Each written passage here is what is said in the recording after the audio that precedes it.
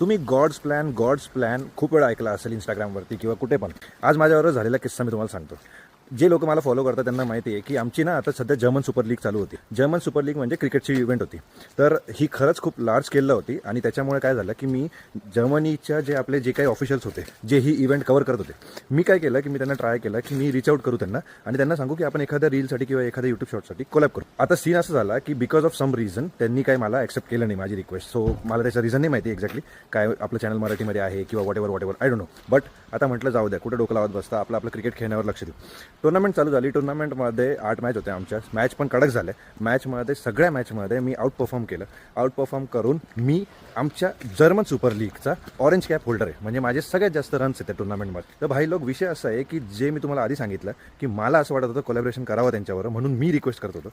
त्यानंतर गेम पलटला. आता हेच सगळे ते आता आपले रील्स कापून म्हणजे आपल्या बॅटिंगचा परफॉर्मन्स त्यांच्या चॅनलवरती अपलोड करताय आणि त्यांचे रील्स बनवून ते टाकतायत. सो द सीन इज की देवाचा प्लॅन तुमच्या प्लॅनपेक्षा नक्कीच मोठा असतो.